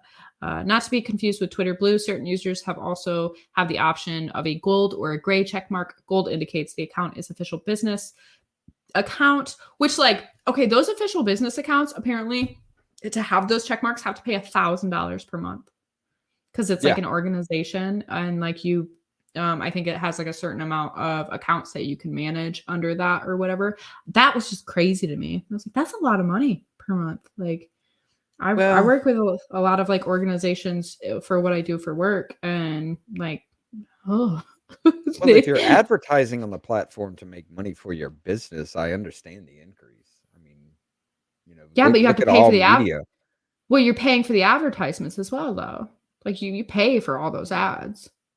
Fair point. An additional, those are ad campaigns. Those are completely separate from this, to my knowledge. Maybe there's some perks rolled in. I don't know about what the perks are, but to my knowledge, it was just like the verification. In addition to you have a certain number of individual accounts within your organization that you're basically like buying all of that for. Essentially, it's kind of how it works. So. But yeah, gold indicates the account is an official business account. I already read that. My bad. While the gray indicates an account represents a government multilateral organization or government multilateral official. Yeah. So there's a bunch of people just losing their minds about this. I can kind of understand maybe like the Baltimore City. Like the police, the like more governmental type stuff of like, guys, this is us, we swear. I did think it was really funny they did it on 420. Well, that's Elon though. I mean, this man has jokes. Yeah, I think he's entertaining. I think he's really funny. Scares the shit out of me. I'm sorry. Yeah. But he's entertaining. So yeah. I think he's really funny. And I think people get so worked up and it's just like, bro, he's trolling you. This is like it's like a big joke to him. Like, but yeah, so the 420 thing gave me a laugh after his infamous Joe Rogan appearance. Well, I mean, you also have to think this is also, the whole controversy about NPR and who else was that? There was another one. I forget who it is now, but they were just like, oh, we're not going to remain on this platform. CBC, Canada Broadcasting Company. They were like, we're not going to remain on this platform because you told the truth about us that we're government funded. And, Canadian Broadcasting Company, he puts a label like 70% funded by the government. And they're like, we're not 70% funded. We're under 70. And he's like, okay, fine. 69% funded by the government. So funny. So, yeah, there's a lot of trolling he does with it, and it's hilarious. Yeah. But yeah, and like I don't know, I can understand kind of like the more official accounts of like, hey, we just want people to know that like we're real and this is our actual account. Because I'm sure like there's a bunch of police departments and weird stuff on there that doesn't have they don't have thousands and thousands of followers, probably got like 5K, 10K, maybe. A lot of stuff like that though tends to be small accounts. But yeah, Well, I love this part though. It says the Maryland State Delegate Marlon Ampry doesn't agree with the subscription service, and it shows his tweet, and it ends there. However, they leave out a lot of it, like this one. So Alyssa Milano goes on saying, so by revoking my blue check mark because I won't pay some arbitrary fees, someone can just be me and say a bunch of BS. Does that mean Twitter and Elon Musk are liable for defamation or identity theft fraud? No. Oh, it's really Absolutely not. funny. It's really funny because she said this, somebody made a troll account has been posting crazy stuff on it, like crazy-ish. But it's so funny because like people believe it. Like people are like, yeah, it's probably something she said. And it's been very entertaining. Like there's an account that has literally the same name, but the end of it has another underscore. And like the bio is ridiculous. And so it's just been funny. People have been sharing posts from there. And I just thought it was funny is like, don't say stuff like this because people will just go and do it to troll you. Like, by the way, the reason why Jeremy Hambley and Sydney Watson's show is called Community Notes is because this is a community note. They got it from this. Impersonation is still and has always been, since the rules set since 2018, verified checkmark or not, it is still against the rules. I love the fact that that is allowed now. I love the fact that they are actually doing this because when you look at these things, you see these people and you go in there and you read these and it's just like, well, who are you? It doesn't matter. You're not part of our crowd. So, I mean, this blue check mark has been used to say, I'm better than you. Look at me. And now they're crying because that's not a thing anymore. I think it's really funny because like, okay, so like I have a check on YouTube, right? Because like when you hit 100K subscribers on YouTube, you can apply for a verification check mark to be like, this is me. Like, and that was like a really cool thing. I was like all excited, and I was like, oh, this is so cool. Like, because it's just like the novelty of it. And then like, people kind of like, they're like, oh, that's you. It's not like, they know it's you. You know what I mean? But it's not something that I'm going to like hang my hat on forever and be like, this validates my identity. Like, no, bro, it's just like it was a fun little thing. It's like, I was new to YouTube. I was like, this is really fun. It's cool. But that's about it. Like, I don't know. I think people take that shit way too seriously. And they definitely do. Like, I'll never be checked. It doesn't matter because especially on YouTube, you can make a deep fake about me. I'll just be like, hey, that's BS. It's not me. Even if I had like 1 million, 2 million, 3 million on my account, it's easy to tell somebody apart. It's easy to tell, whose account is not who's on that, There is an actual problem with people stealing the work of others because Jeremy Hambley had an intro. I think it came from the movie American Psycho, where they were talking about the Bud Light thing and marketing. Yeah, and that one dude stole his intro. Yeah. He put out like 2 different videos too. Yeah, they were literally the same video, just edited different ways, and I'm just like, dude, what? Well, and he posted them to 2 different channels because I remember I like went and looked as soon as somebody saw that, but by the time I even looked at it, he had taken them off, and he stole the thumbnails. I brought that up to him. I just sent him an email. I was like, the subject of it was, does this look familiar to your intro? And I just put the link, and he's just like, WTF, bro? They stole my work. It's like, yeah. He's like, where'd you find this? And I was just like, just came across my feed because he posted it in like 4 or 5 hours. It hit like 1,500 views, and that's how it came across my feed. And I'm just like, it looks familiar. Yeah, which is ridiculous. Like, do your own intro, man. If you want a cool, funny thing, like figure out how to do it. Don't steal somebody else's work. Because I mean, like, so many, Jeremy has editors and stuff. But anyway, Freely Ashley, few know about the first created synthetic hormone in 1938 and its side effects on mothers and their children and their children's children. Could you do some research on? I'll write that down. Hold on. Pause. Dithylstilbestrol? I feel like I said that correctly. Yeah, 1938. All right. Thank you for bringing that up. I will look into it. I've actually been kind of wondering about doing like a deep dive on like hormonal birth control and stuff like that. So yeah, it might play in pretty well. I gotta laugh at this one. I incited violence by telling somebody who called Irish people knucking. Bro. Who called Irish people knuckle-dragging potato boys? Why? I'm sorry. If you're Irish, that's potato boy. Like, I can't. I can't. People can have some great sense of humors, even if it's something horrible. But yes, I saw that come across there, and I was like, yes, this is great. This is awesome. But yeah, even Charlie Sheen, like this one right here. Oh my God, guys! I'm sorry your fancy rocket exploded in spectacular fashion. I'm certain you'll build an even bigger and more explodey one. Now, may I please have my blue check back? It would mean a lot to me. Thank you in advance. Sincerely, Charlie Sheen. Bro, I thought this was really funny. Like, and even bigger and more explodey one. Well, go to his profile. Like, click on the main thing and then go down. So he still has it, right? So go down one more. That's his pin tweet. Go down.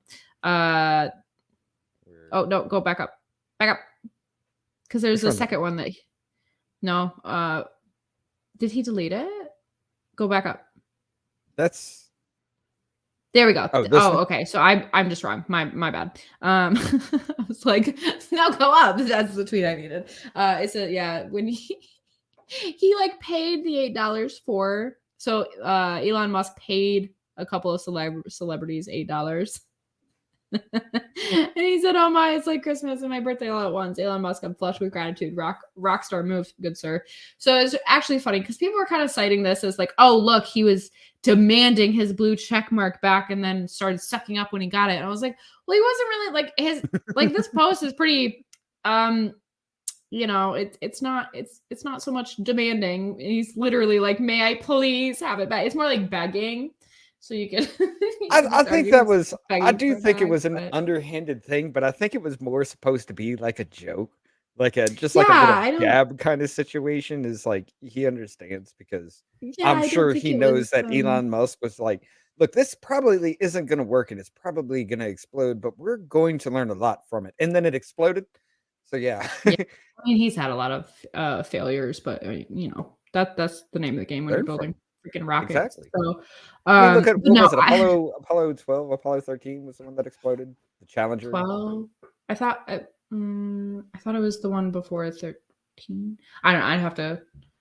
It wasn't a 13 like there's like a bunch of movies made and they like went up in space. That was Apollo 11. That was Apollo 11. Okay, my bad. But yeah, I feel like this one was more of a kind of trolly kind of. Yeah, your thing blew up, but help me out a little bit here. I could understand this one. I could see. I think it is actually hilarious. I don't think he's having a meltdown. It's just great.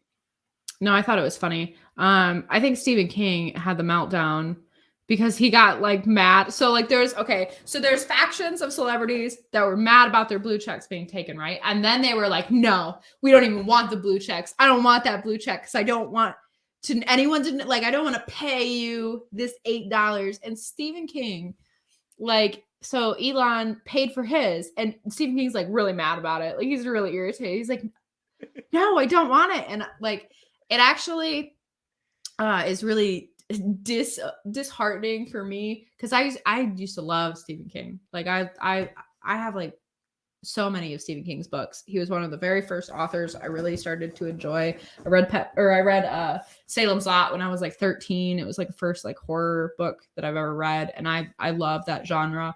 So when I when I got to Twitter and I started seeing what he was saying, I was like, oh my god, like, he's lost his freaking mind. Like, it's really disappointing. He's always been a weird psychotic dude, though.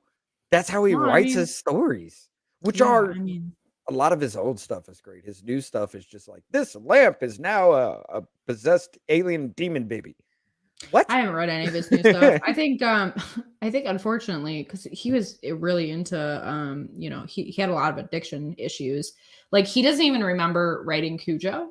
Like, has no memory of writing Cujo. That's how messed up he was when he wrote it. And it was just like a fantastic book. And it's like, oh, that's really unfortunate for you, bro. Like, I can't imagine being blitzed out of my mind like that and having it be good and come together well. Because I am a writer, if anybody didn't know. By the way, you should follow my Substack, or like however subscribe to it, whatever you do over there.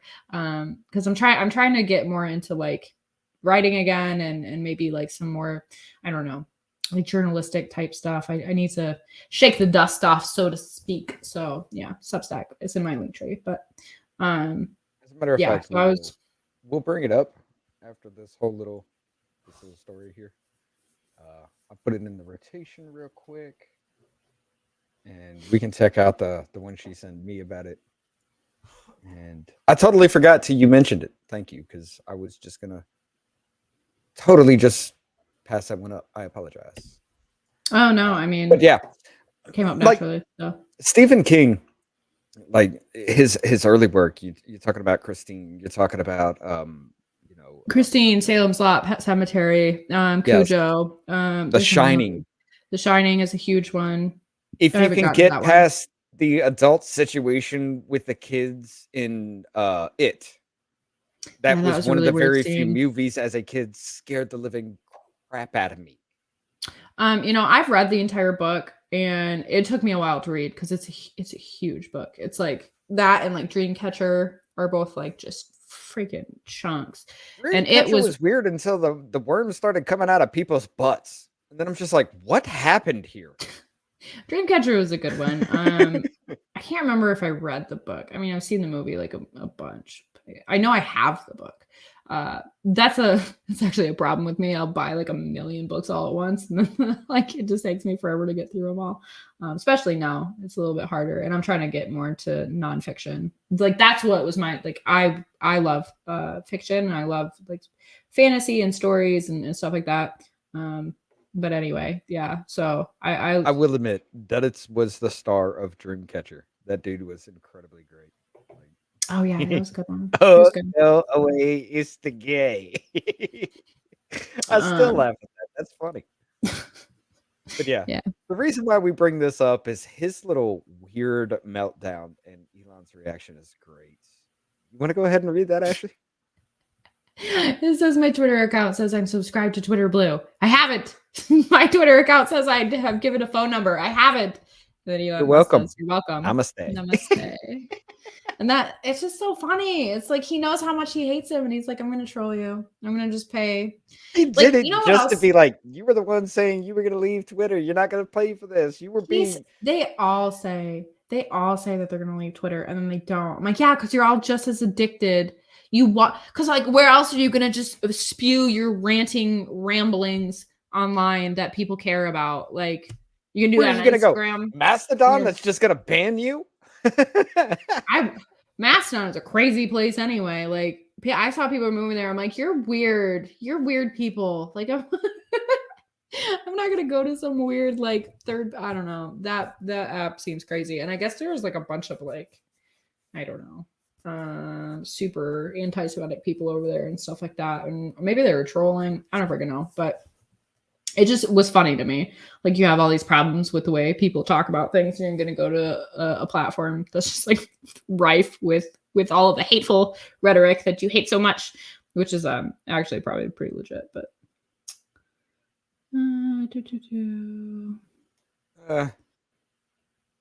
Yeah, But yeah. this one's a little bit weird too. I mean, I love the fact that that Stephen King was trolled so hard. You know full well he was just raging out when he saw that. You know full well he was raging about that one because they always have that problem. Hey Evan, yeah, people react to my stuff all the time. Whatever. Like I don't know where he's doing it. But yeah, they can have a blast with that. The consistency videos that I do are just like fun. They're like fun little quick, and people really hate those ones. So whatever. Right. But yeah, They can have a good time with that. I don't watch people reacting to my stuff. I don't typically do that, especially if I get the vibe that they're gonna just hate on me the whole time. There's no point of me. I'm not gonna go back and forth with people. I make my content, I put it on the internet. People can do what they want with it after that. Me on the other hand, reacting to it. So I enjoy the back and forth with people. It makes my day. It's just a waste of time.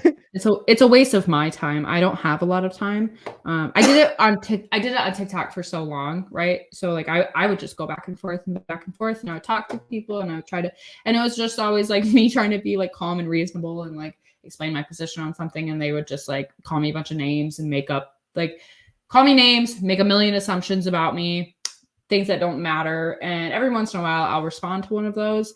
But for the most part, I just stopped doing that. It's just like I said, just a waste of my time. I have a lot of stuff going on. I have 2 kids. I have work. I have my social media stuff. Like I don't have time to waste on people. And the thing about it is, I follow Zuby. I don't know if you guys follow Zuby. He said something the other day though that was like, what did he say? Basically, essentially, it was like people are going to talk about you. Just keep working. Right. That's what I'm doing. I like Zuby. He's pretty cool. He's really cool. Level-headed people I've seen, but the fact that he trolls and he did that the what was it, the deadlift or the deadlift record, saying he's a woman, the deadlift, and says this is stupid, I'm a man. That was epic. Yeah, that was a really funny one. No, Zuby's cool people, man, and I think I listen to him a lot and listen to the message he puts out in the world, and it just amazes me that people hate him or like don't, like it's like, dude, he's actually like a really good guy. And I had that whole talk with him on my YouTube, which I was super nervous to do. It was like I never expected him to agree, and so like I like sent him a message like, will you come on my YouTube channel? He was like, yep, in like 2 days, and I was like, okay. No, it was, so I don't know. I haven't watched that back in a while, and I don't really want to because I was just so nervous during it. Ashley, when you talk like liberal, you know the words, and they know the stuff, and you could tear it apart. You get them especially riled up. Well, that's the thing. A lot of people act like hard. It's funny to me because people will say, "Oh, you're just lying. You don't know what the left even wants. You don't know what leftists are even like. You don't know the things that they advocate for." Because I don't know. I think a lot of people they base the world off of their own perspective, obviously, and so they get stuck in that's not happening mindset of like nobody's advocating for that because they're not advocating for that personally, and they're ignoring it on the interwebs. But yeah, I don't know. Anybody who leaves the cult members really don't like. Well, no, see, Stacey, his was in the UK. If I'm not mistaken, he still holds that. That was a bench press that Canada dude did, not deadlift. But yeah, LeBron James's little. This is weird. This is just incredibly weird. I don't know what this dude was thinking. He says, "Well, guess my blue check will be gone soon because if you know me, I ain't paying the $5." And then after all this whining, King James paid for his check mark. Clown. And I don't think this is one Elon Musk did. What did Greg say? I love Greg. What did he say? LeBron, a couple things. The check mark is white, not blue. It's $8, not $5. DM me if you need help paying. He's that account is so funny. Then there was another one that kind of went through the same thing, but they have their night mode on, so it's black to them, not white. They're on mobile, so it's 11, not 8. I'm in dark mode. I can't do the white. I don't know how y'all do like white everything on your screen. Like it hurts my eyes. I have to do dark mode on like everything. I keep everything dark mode. Yeah, I can't. I can't keep the only time I actually do like it with a white background or something like that is if I'm like outside and the sun is shining, because that actually does help for everything to be white. That way the sun kind of, that kind of blurs away with the light from the sun, and all you see is the black writing. That's about the only time I like that. But I keep mine dark, so everything on the screen is going to be black background. But yeah, this one is just incredibly funny because the dude has always been talking about, well, this is not fair. This is this is that. The dude did not pay that $10,000-$15,000. He got it because he's an influential person, but decided to pay the money because, well, $5 is literally pocket change to the dude. So, sorry, $8 is pocket change to the dude. But yeah.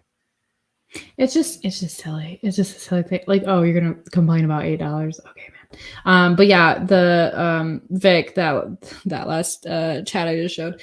I think it's funny because my husband's like you. He doesn't have any social media. Not one thing. Like he watches YouTube. That's about it. And he's just always like, I'm just a much happier person. So I just always think it's funny. Like there's very few people who are unscathed by social media.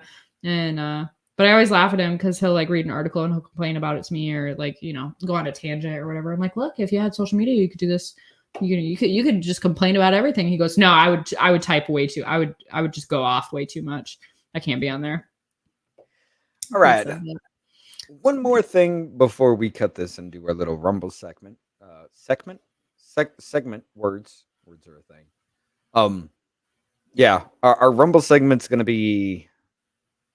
Remember, guys, when we said that Gavin Newsom was going to be the DNC front runner?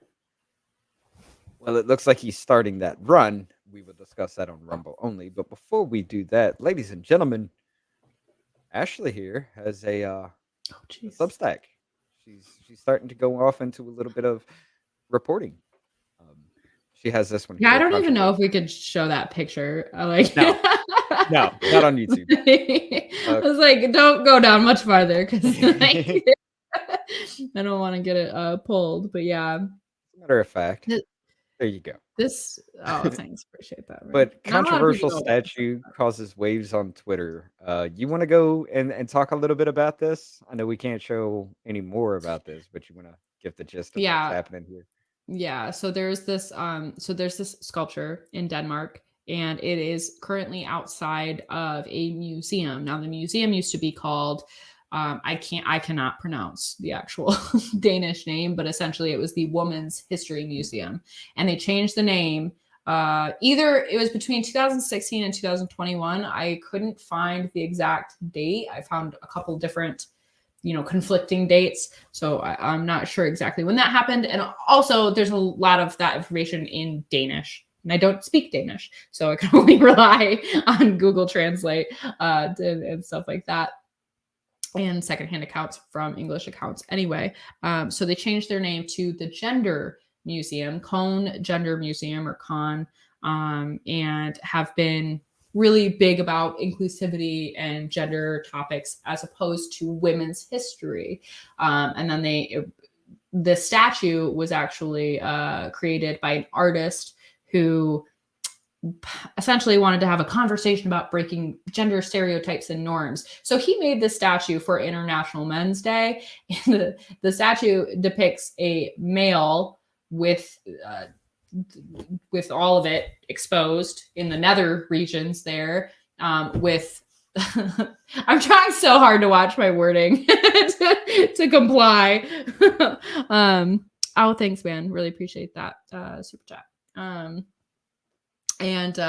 So he's breastfeeding a baby, essentially. So it's a male breastfeeding baby, and then he donated it to this museum a couple years later. And it's been a controversial thing in Denmark, like basically all of 2022 when it first was put in there. But yeah, um, and a bunch of Twitter users like started sharing it, and somebody shared it, and it like went viral, and caught wind. So I just was like, oh, this is actually an interesting thing, and I'm going to write an article about it because I feel like a lot of things come from Twitter, and nobody really knows like the full story of it.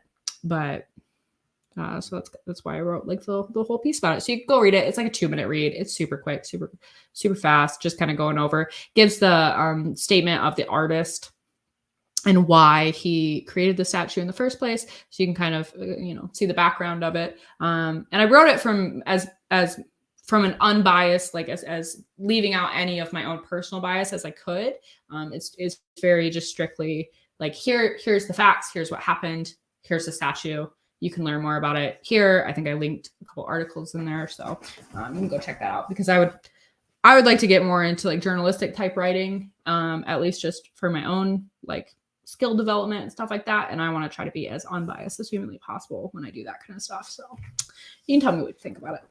I knew nothing about it till you sent it to me, and I was just like, all right, let me check this out. And I read it, and I was like, oh God. What is happening? It's so crazy to me. It's like, bro, like this is what we're talking about when we say the erasure of women, because you're trying to make it seem like men and women are just so interchangeable and that we can just swap them out. Doesn't matter. Like, no, you can't do that. And especially just in the regards of an infant and who is feeding them and who is carrying them. It's like women do that. I don't care what you say. Right. You can say that you're not a woman all day, but you are if you have a baby. I do want to, before we run off into this Rumble section, I do want to point out something that just happened here.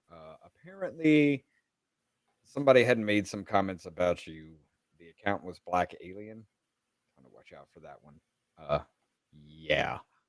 They said some derogatory, not hateful, but adult situation type comments towards you. Oh, watch out for that one.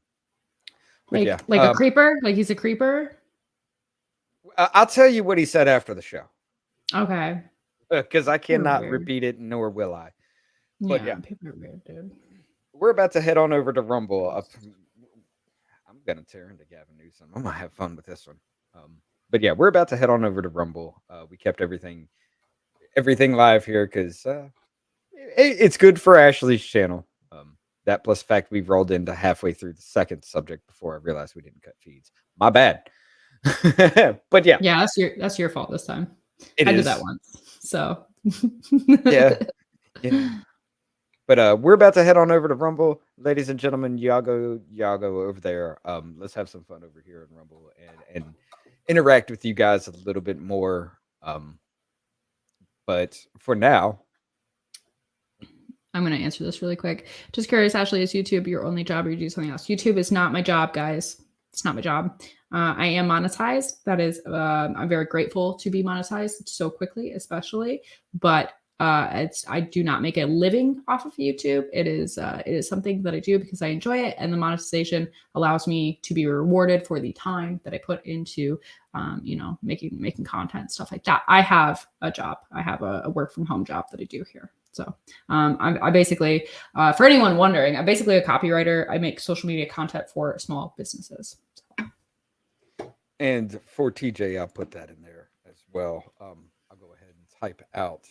Dude, isn't it such a good song? I love it. He sent me like a couple song options to like do our little intro, and I like heard that, and I was like, that one right there, that one. It's so much fun.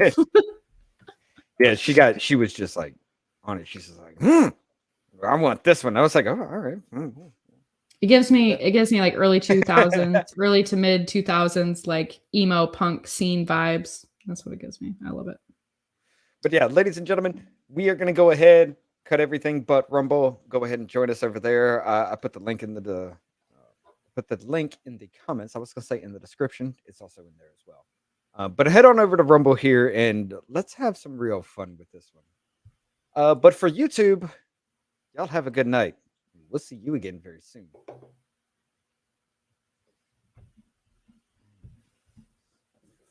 I hate how you have to do this individually.